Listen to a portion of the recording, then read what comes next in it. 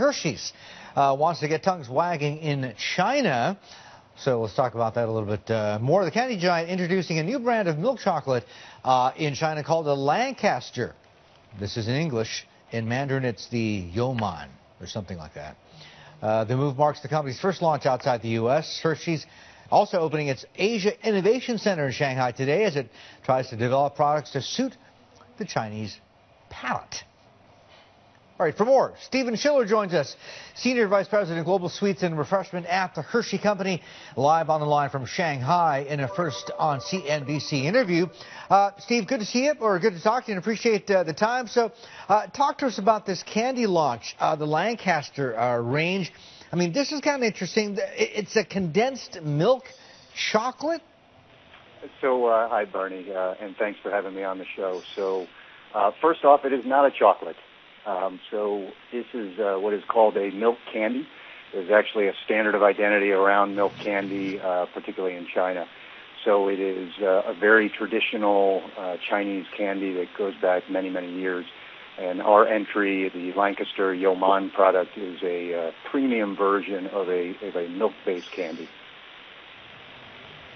So, do you think people are going to buy it, Stephen? I mean, how big, how strong do you think demand is going to be, and how big a revenue driver is it going to be for Hershey? Great question, and boy, I sure hope they're going to buy it. We're making a good bet on that. What's exciting about this category is it is the largest single category within the sweets market. It's about a $1.2, $1.3 billion market size. And the premium segment of that category is the fastest growing segment within the sweets category, growing at about 20-odd%. So very exciting in that regard. So the time seems to be right for a premium milk candy product that can really capture the hearts and minds of the Chinese consumers. We found that this is a bit of a sleepy category at the moment.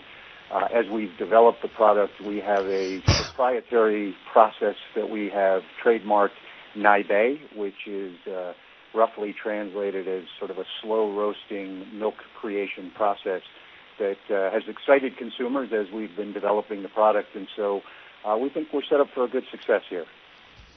Stephen, I'm curious, what do you really see as the real potential in this segment in China? I mean, Chinese tastes do run a little bit differently. I think most multinationals have found they have to sort of fine-tune their offerings to cater to local taste. One of the candies I grew up with, because of my parents' background from China and Hong Kong, was White Rabbit, which is still very popular. And then we also grew up eating something called Ha Flakes. I thought those were awful, but my mom insisted they were good for me.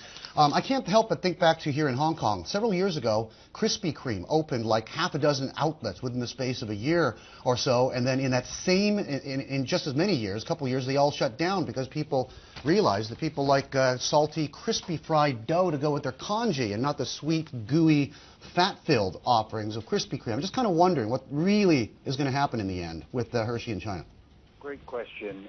We actually started with a more traditional Western caramel, and we quickly found out that that's not where the taste preferences are in China. And as we understood the standard of identity around products like a White Rabbit, we really understood that the taste preferences and even the whole eating profile functionally of the product is very different from what we know in the Western world. And so we've spent the last 2 years working with core suppliers, with our consumers and our customers, to really develop something that makes sense for the Chinese palate. It's a little less sweet.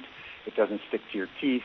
It's got a premium nature in terms of the slow roasting quality to it. And we really think that we've hit on something that Chinese consumers are going to love. All right, Stephen, we'll be watching with great interest. Congratulations on the move and the research center as well. I know it's a long trip from Hershey, PA to Peking, but best of luck on behalf of all of us. Steven Schiller, Senior VP, Global Sweets and Refreshment. I want that job at the Hershey Company.